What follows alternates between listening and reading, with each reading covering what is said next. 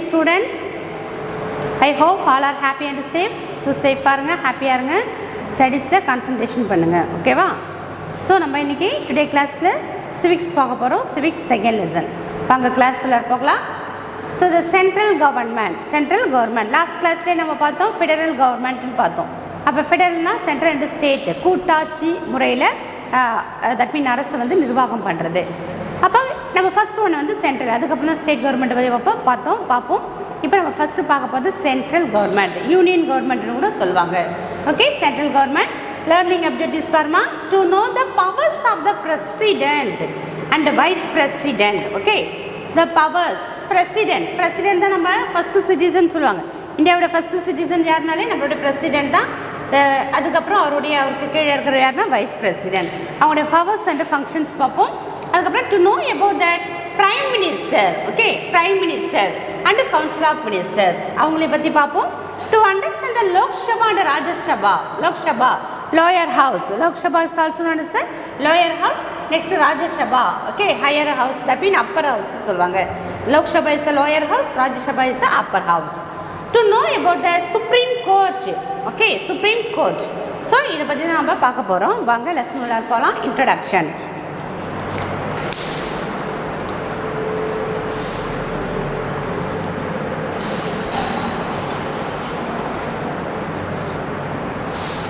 Okay, introduction. The central government is the supreme government in our country. Supreme, highest government எதுன்னு பார்த்தா நமக்கு central government. Okay, the central government is the supreme government in our country. The headquarters of the central government is at New Delhi. Our headquarters, okay, தலைமைச் செயலகம் எங்க இருக்குன்னா new Delhi. எதுனா central government உடைய ஹெட்குவார்ட்டர் எங்க இருக்குன்னா new Delhi. Okay, article 52 to 78 நம்ம last லெசன்ல constitution பார்த்தோம். கான்ஸ்டிடியூஷன்ல ஆர்டிகல்ஸ் வந்து 395 ஆர்டிகல்ஸ். அந்த ஆர்டிகல்ஸ்ல 52 to 78 அந்த பார்ட் எத்தனை பார்ட்னா 5th பார்ட். ஓகே, நம்மளுக்கு கான்ஸ்டிடியூஷன் வந்து 22 பார்ட் இருக்கு. இதில் வந்து 5th பார்ட்டில் Indian constitution deal with union executive, union கவர்மெண்ட்டுடைய எக்ஸிக்யூட்டிவ் பற்றி நம்ம பார்ப்போம். ஓகே, நல்லா கவனிமா. ஆர்டிகல் 395 ஆர்டிகல் டோட்டல் ஆர்டிகல் பார்த்தோம் லாஸ்ட் லெசனில். நம்ம கான்ஸ்டியூஷன் பார்த்தோம்ல, அதில் ஏ ப்ரீஆம்பல் 22 பார்ட்ஸு, அதுக்கப்புறம் இந்த 395 articles 7 schedule and 8 parts 8 schedule பார்த்துக்கணும் இல்லையா? ஸோ அதில் இந்த 52 to 78 ஓகே 78 ஆர்டிகல்ஸில் 5th பார்ட்டில் தான் okay constitution 5th part of the கான்ஸ்டியூஷனில் எதை பற்றி மென்ஷன் பண்ணியிருப்பாங்கன்னா யூனியன் எக்ஸிக்யூட்டிவ். யூனியன்னா மத்திய அரசு, அதனுடைய நிர்வாகம். ஓகே, எக்ஸிக்யூட்டிவ்னா என்னது? நிர்வாகம், அட்மினிஸ்ட்ரேஷன் பற்றி நம்ம அதில் மென்ஷன் பண்ணியிருப்பாங்க. The makers of the Indian constitution by giving due to recognition to the vastness and the plural character of our nation, okay, have provided a federal arrangement for her governance. Okay, so நம்மளுடைய vast, okay, India is a subcontinent சொல்வாங்க. ஏன் அது போல சொல்வாங்க? it's a continent. கான்டினென்ட்ல large land mass, large natural power, mineral resources extra ஒரு continent ஈக்குவலாக நம்ம இந்தியாவும் இருக்கிறதுனால தான் நம்ம இந்தியாவை என்ன சொல்லுவாங்க? சப்கான்டினென்ட். அப்போ ரொம்ப வாஸ்ட் கண்ட்ரி. அந்த வாஸ்ட் கண்ட்ரியை வந்து ஒரே ஒரு கவர்மெண்ட்டால் நிர்வகிக்கிறது ரொம்ப சிரமன்றதுனால நிறைய டிஃபிகல்ட்டி ஃபேஸ் பண்ணுவாங்கன்றதுனால தான் அதை நம்ம என்ன பண்ணியிருக்காங்க? Federal government, central government, state government and local கவர்மெண்ட்டுன்னு அதை நம்ம டிவைட் பண்ணி ரொம்ப ஸ்மூத்தாண்டாக அட்மினிஸ்ட்ரேஷன் பண்ணிட்டு இருக்காங்க. ஸோ தட்ஸ் வை அதான் ஃபெடரல் கவர்மெண்ட். ஓகே, ஸோ அதை சொல்கிறாங்க பாருமா, that makers of the Indian constitution, Indian constitution makeup பண்ணும்போதே அது ஒரு ஃபெடரல் ஸ்ட்ரக்சரில் இருந்தால் மட்டும்தான் இதை ஸ்மூத்தாண்டாக ரன் பண்ண முடியும்னு அதை கான்ஸ்டியூஷனில் மென்ஷன் பண்ணியிருக்காங்க. The makers of the Indian constitution by giving due to recognition to the vastness and the plural character. Okay, different characters. அதாவது that mean என்ன சொல்கிறாங்கன்னா சமய சார்பின்மை. ஓகே, செக்குலர் கண்ட்ரின்றதுனால நம்ம சமய சார்பின்மையாக எல்லா ரிலீஜன் பீப்புளும் எல்லா கேஸ்ட் பீப்புளும் ரொம்ப ஸ்மூத் அண்ட் இந்தியன்ன்ற உணர்வோட ஒற்றுமையாக இருக்கிறாங்க. அப்போ அந்த ஒரு வாஸ்னஸ் அண்ட் ஆல்சோ ஃபுல் கேரக்டர் உள்ள பீப்புளை கவர்ன் பண்ணுறதுக்கு, எக்ஸிக்யூஷன் பண்ணுறதுக்கு, அட்மினிஸ்ட்ரேஷன் பண்ணுறதுக்கு ஒரு ஃபெடரல் கவர்மெண்ட்டால் தான் முடியும்னு அதை மென்ஷன் பண்ணியிருப்பாங்க. Okay, have provided a federal arrangement for her governance. The central government consists of 3 organs. Okay, 3 organs namely first one union executive, second one legislature and third one is the judiciary. நம்ம last கிளாஸில் வந்து பார்க்கும்போது அதாவது யூஎன்வை பற்றி mention பண்ணியிருந்தோம் இல்லையா.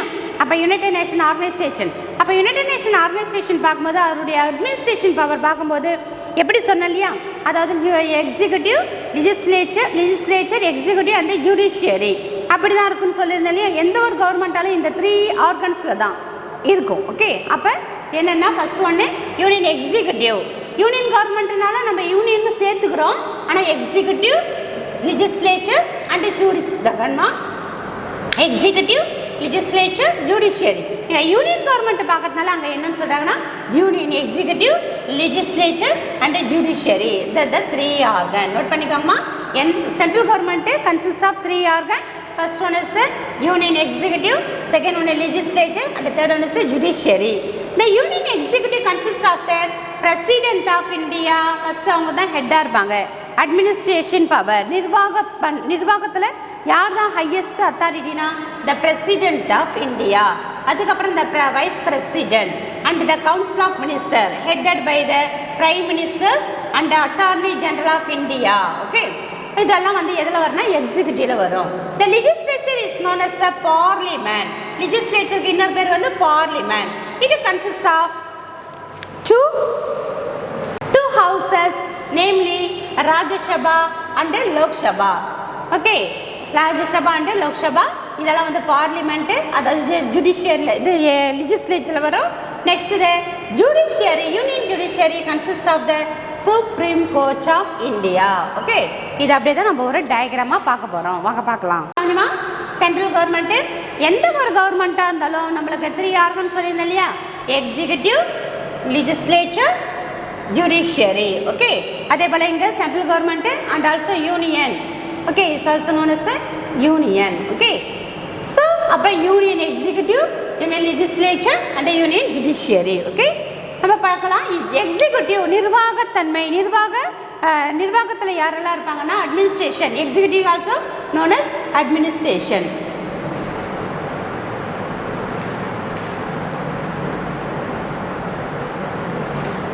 Okay, இதில் எக்ஸிக்யூட்டிவில் ஃபஸ்ட்டு வந்து இதுதான் வந்து டாபிக் இல்லையா. So executive, legislature, judiciary. Okay, so எக்ஸிக்யூட்டிவில் ஃபஸ்ட்டு எக்ஸிக்யூட்டிவ் பவர் யாருன்னா highest authority president of India. அவருக்கு அசிஸ்ட் பண்ணுறதுக்கு வந்து வைஸ் பிரசிடென்ட். அவங்க ஒட்டுமொத்தமாக யார் இருக்காங்கன்னா அவங்களுக்கு கீழே பிரைம் மினிஸ்டர், அதுக்கப்புறம் கவுன்சில் ஆஃப் மினிஸ்டர். இவங்க எல்லாம் சேர்ந்து தான் வந்து எக்ஸிக்யூட்டிவ். ஓகே, அப்போ யூனியன் எக்ஸிக்யூட்டிவ் கன்சிஸ்ட் ஆஃப் உங்களுக்கு கொஸ்டின் கூட ஷார்ட் ஆன்சர்ஸ் வரும். President of India, vice president, prime ministers and council of ministers. These all person is in the it held in the executive. Okay, the next one is the legislature. Second one is the legislature. Okay, legislature நானே அரசியலமைப்பு. Okay, அரசியல் அதாவது political ரீஜன்ல, okay, political பவர்ல இருக்குது. அது எதுனா the parliament. அது பார்லிமெண்ட்ல Rajya Sabha is known as the upper house and Lok Sabha is the lower house. Okay, Rajya Sabha, Lok Sabha. இது Rajya Sabha first பாருமா is 238 elected by the state assemblies. Okay, இதுல 238 totally வந்து 250. அந்த 250ல வந்து 238 elected by the state assemblies member மூலமா select ஆயிட்டு வருவாங்க. and 12% இதுல வந்து 250ல 238% ரிமைனிங் 12 இருக்கு. இவங்க வந்து யார் நாமினேட் பண்ணுவார்னா பிரசிடென்ட். எதுலனா ராஜ்யசபாவில். ஓகே, அதே லோக்சபாவில் பாருன்னா that 243 elected by the people and 2 nominated by the president. இங்க வந்தா 545. ஓகே, 545 இங்க 545 டோட்டல். அப்போ 545ல வந்து 543 இப்படி கூட ஞாபகம் வச்சுக்கலாமா. 543 345 இருக்கிற மாதிரி 543 elected by the people. Okay, லோக்சபானாலே நம்ம எம்எல்ஏஸ் எல்லாம் எலெக்ட் பண்ணுறோம் இல்லையா. அப்போ 543 elected by the people. Remaining 2 வந்து யார் நாமினேட் பண்ணுவார்னா by the president. இங்கே 2 இங்கே 12. ராஜ்யசபாவில் 12, லோக்சபாவில் வந்து 2. ராஜ்யசபாவில் வந்து 250 மெம்பர்ஸு, லோக்சபாவில் வந்து 545 மெம்பர்ஸ். ஓகே, இது வந்து legislature. Next judiciary.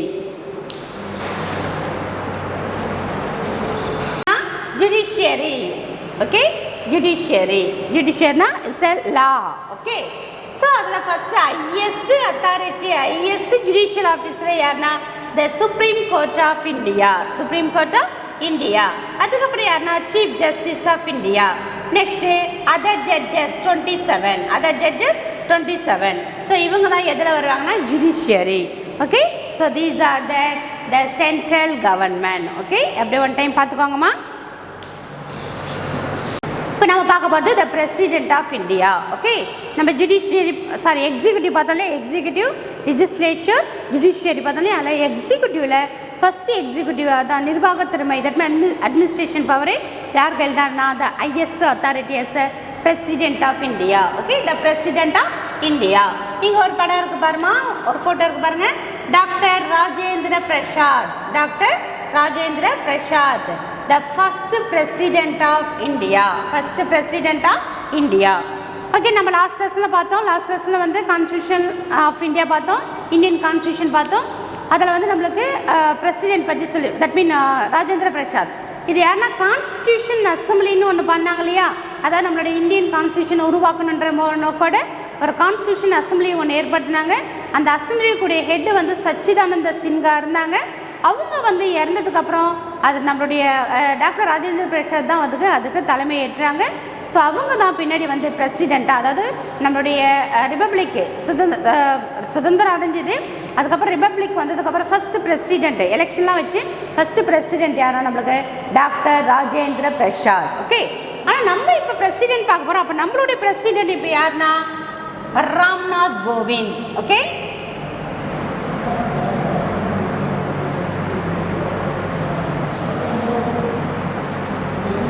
Ramnath Kovind, mister Ramnath Kovind. அவங்க தான் இப்போ நம்மளுடைய த ப்ரெசன்ட் பிரசிடென்ட் யாருன்னா மிஸ்டர் ராம்நாத் கோவிந்த். அப்படி நோட் பண்ணிக்கோங்கம்மா. The president is a nominal executive authority. President is a nominal. Nominalனா is a name by president. Okay, real power, nominal power, real power. பேரளவில் எல்லா ஒட்டுமொத்தமாக இந்தியாவில் இருக்கிற எல்லாமே as a law படி யாருடைய அஃபீஷியலாக தான் வரும்னா த பிரசிடென்ட்டுடைய அஃபீஷியலாக தான் வரும். ஸோ நாமினல் பேரளவில் பிரசிடெண்ட்டாக இருப்பாங்க, தட் மீன் ஹெட்டாக இருப்பாங்க. ரியல் எக்ஸிக்யூட்டிவ் பவர் யாருக்குன்னா அந்த பிரைம் மினிஸ்டர்கிட்ட இருக்கும். நாமினல்லாம் யாருன்னா நம்மளுக்கு president of India. Okay, the president is a nominal executive authority. The chief executive of the Indian Union is the president. Chief executive of union government உடைய chief. Okay, முதன்மையான executive நிர்வாகி யாருன்னா நம்முடைய president. Okay, he is designed as the first citizen of India. Note பண்ணிக்கோங்கம்மா, so 1 marks கேட்பாங்க. President is designated that as the first citizen of India. Okay, he is the supreme commander of armed forces, 3 armed forces, army, navy and air. Okay, இது எல்லாமே வந்து யார் தான் ஹெட்டாக இருப்பாங்கன்னா முப்படைகளின் தளபதி. Okay, முப்படைகளின் தலைவர் யாருன்னா நம்மளுடைய பிரசிடென்ட். யாரெல்லாம் இவர் இப்போதைக்கு ராம்நாத் கோவிந்த் இருப்பாங்க. நெக்ஸ்ட் யார் பிரசிடென்ட், அதாவது பிரசிடென்ட் தான் வந்து முப்படைகளின் தலைமையாக இருப்பாங்க. Okay, air that mean air, navy and armed forces, army, navy and air. Okay, இது எல்லாமே வந்து யார் தான் இருப்பாங்கன்னா நம்மளுடைய பிரசிடென்ட் ஆஃப் இந்தியா. அதான் சொல்கிறாங்க பாருமா, he is the supreme commander of the armed forces.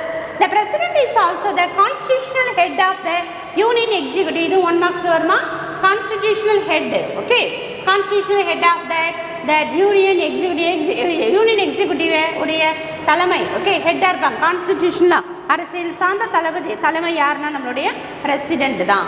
According to article 53 of the constitution, the executive power of the union shall be vested in the president, which shall be exercised by him directly or through officers subordinate to him in the accordance with the constitution.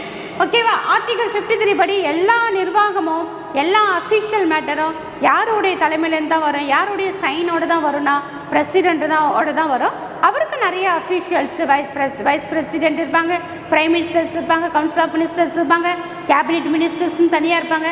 இவங்களோட அசிஸ்டண்ட்டோட இவங்களுடைய ஹெல்ப்போட அவருடைய ஒர்க்கை வந்து ஸ்மூத்தண்டாக பார்ப்பாங்க. Okay, so these are the president of India. Okay, next அவருடைய qualification பார்க்க போகிறோம்.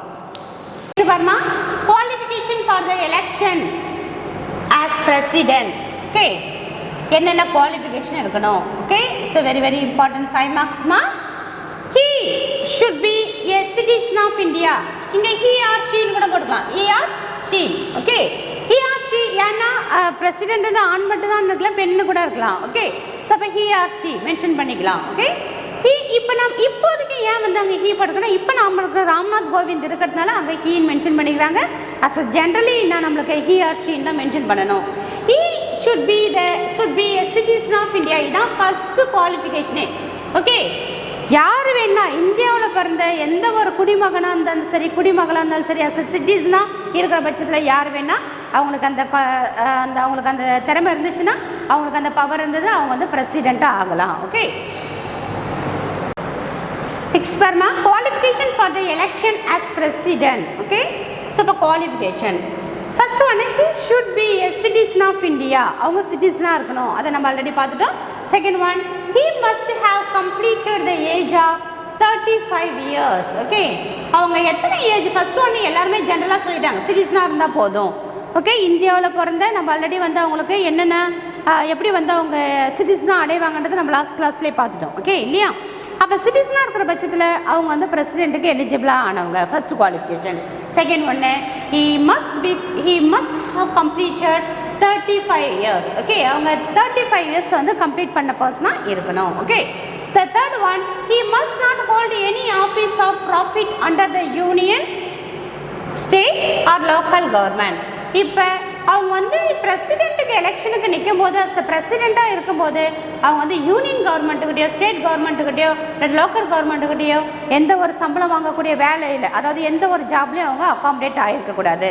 இன்கேஸ் அவங்க அதுக்கு போல் இருந்தாங்கன்னா அவங்க வந்து அந்த ஜாபை ரிசைன் பண்ணிட்டு தான் வந்து அவங்க பிரசிடெண்ட் எலெக்ஷனுக்கு நிற்க முடியும். Okay, so he must not hold any office of the profit under the union, state or local government. Third ஒன்று, அதாவது என்னென்னா ஃபர்ஸ்ட் ஒன்று வந்து சிட்டிசனாக இருக்கணும், செகண்ட் ஒன்று 35 years கம்ப்ளீட் பண்ணியிருக்கணும், தேர்ட் ஒன்று வந்து அவங்க வந்து எந்த ஒரு யூனியன் கவர்மெண்ட்லேயும், ஸ்டேட் கவர்மெண்ட்லேயும், லோக்கல் கவர்மெண்ட்லேயும் எந்த ஒரு இடத்துலையும் அவங்க வேலை செய்கிறவங்களாம் இருக்கக்கூடாது, அதாவது கவர்மெண்ட் ஜாப்பில் அகாமடேட்டாக இருக்கக்கூடாது. அப்படின்னு இருக்கிற பட்சத்தில் அவங்க அதை ரிசைன் பண்ணிட்டு தான் வந்து பிரசிடெண்ட்டாக ஆக முடியும். நெக்ஸ்ட் ஃபோர்த் ஒன் பாருமா, he should have the other qualification required to become the member of the Lok Sabha. அவங்க லோக்சபாவில் மெம்பராக இருக்கணும், லோக்சபாவில் மெம்பராக இருக்கணும். இன்கேஸ் வந்து இந்த சயின்டிஃபிக்கலாக வந்து சயின்டிஃபிக் ரிசர்ச்லேயோ அதில் வந்து செலக்டான பர்சன் வந்து ஸ்பெஷல் கேட்டகரியில் வருவாங்க.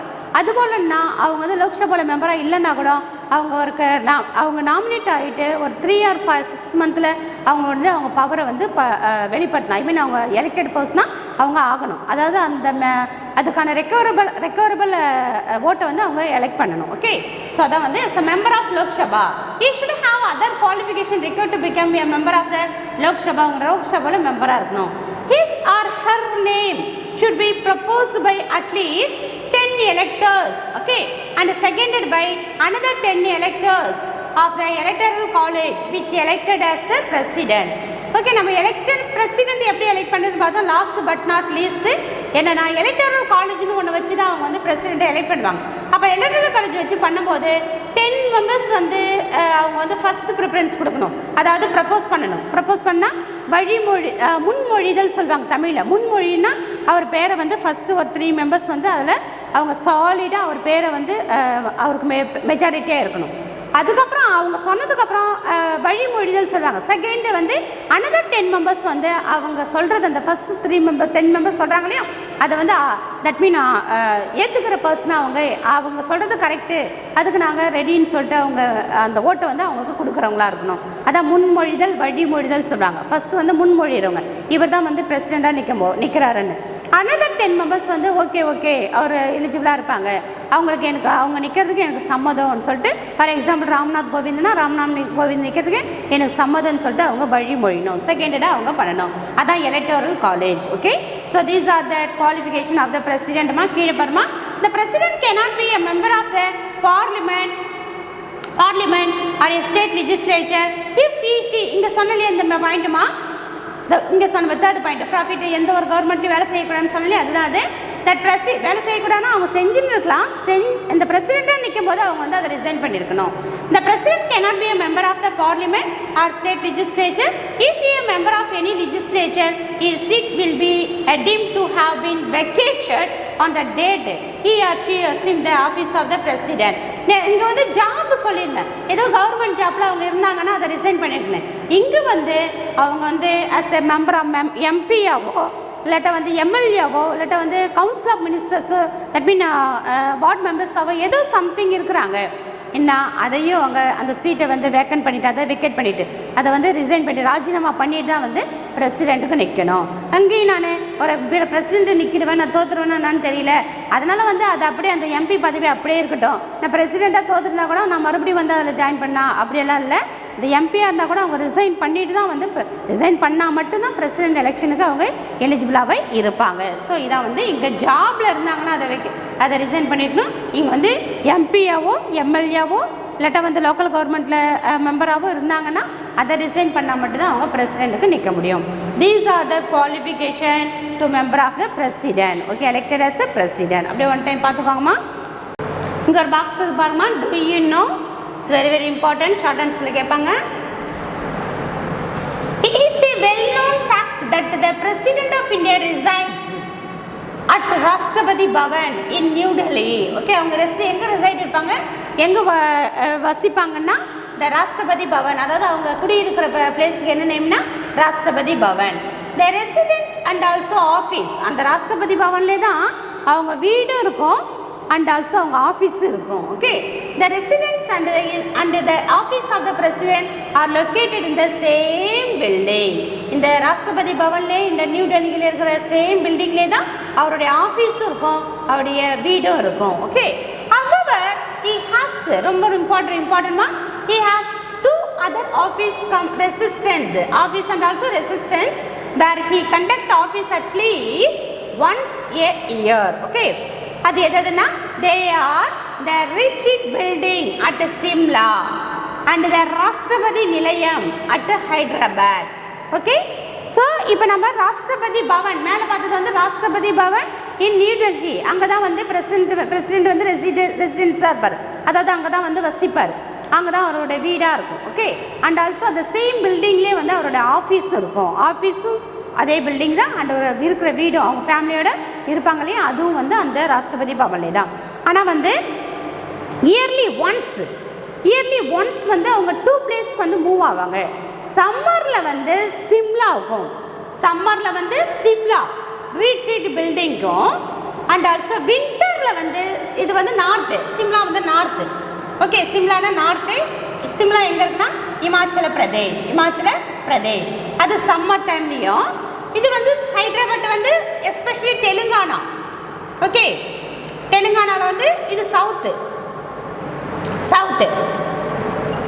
ஓகே, அதுக்கு பேர் என்னன்னா ராஷ்டிரபதி நிலையம். ரொம்ப இம்பார்ட்டன்ட்மா, 1 மார்க்ஸில் கேட்பாங்க. ரீட்ரீட் பில்டிங் அட் சிம்லா இன் இமாச்சல பிரதேஷில் வந்து நார்த்தில் இருக்குது. இது எங்கே இருக்குன்னா நார்த்தில் இருக்குது. இங்கே 2 வீக்ஸும், அதே போல் சவுத்தில் வந்து ராஷ்டிரபதி நிலையம் எங்கே இருக்குன்னா ஹைதராபாத். எஸ்பெஷலி இப்போ நம்ம டிவைட் பண்ணாங்களே ஹைதராபாத்தை தெலுங்கானா அண்டு அருணாச்சல பிரதேஷில் வந்து ஆந்திர பிரதேஷ் 2ஆக பிரித்தாங்க இல்லையா, ஆந்திர பிரதேஷ் அண்டு தெலுங்கானா.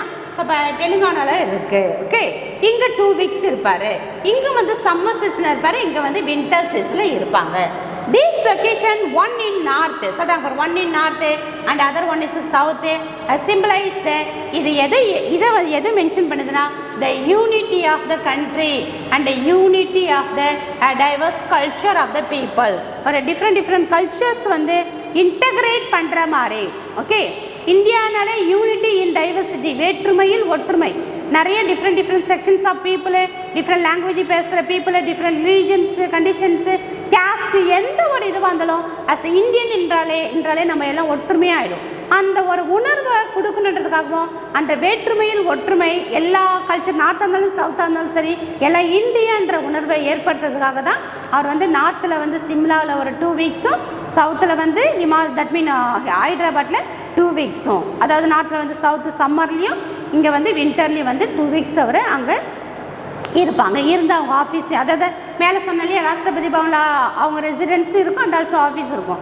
இங்கே வந்து அவங்க ரெசிடென்ஸ் இருக்கும், இங்கே ஆஃபீஸ் இருக்கும். இது வந்து இம்பார்ட்டன்ட்மா. இதுதான் வந்து பிரசிடென்ட் ஆஃப் இந்தியா. ஓகே, அப்படி ஒன் டைம் பார்த்துக்கோங்கம்மா. ஸோ டுடே கிளாஸில் நம்ம சென்ட்ரல் கவர்மெண்ட் பார்த்துட்டு இருக்கோம். சென்ட்ரல் கவர்மெண்ட்டில் 3 organs executive, legislature and judiciary. அதில் நம்ம எக்ஸிக்யூட்டிவ் பார்த்துட்டு இருக்கோம். எக்ஸிக்யூட்டிவ்னாலே first executive, the first and foremost executive power யார் கையில் இருக்குன்னா நம்மளுக்கு பிரசிடென்ட் கையில் தான்.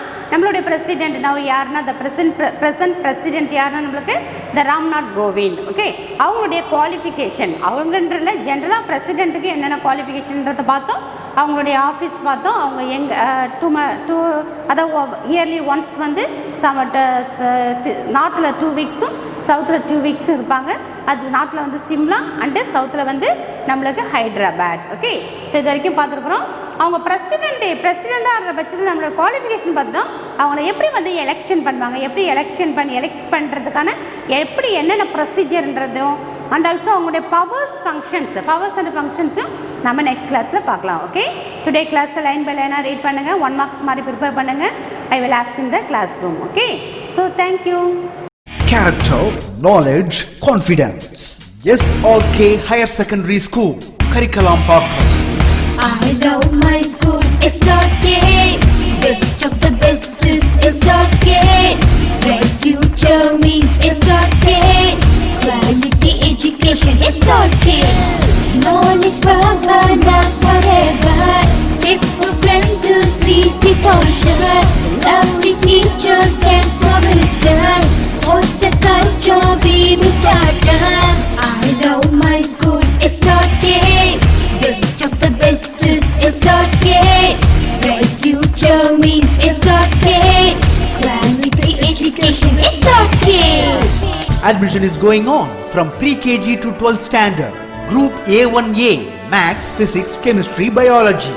Group A1B, Physics, Chemistry, Computer Science and Biology. Group A2, Maths, Physics, Chemistry and Computer Science. Group A3, Accountancy, Economics, Commerce and Computer Application. SRK Higher Secondary School, 45/7, Dilliyanur Main Road, Karikalambakkam, Puducherry 7.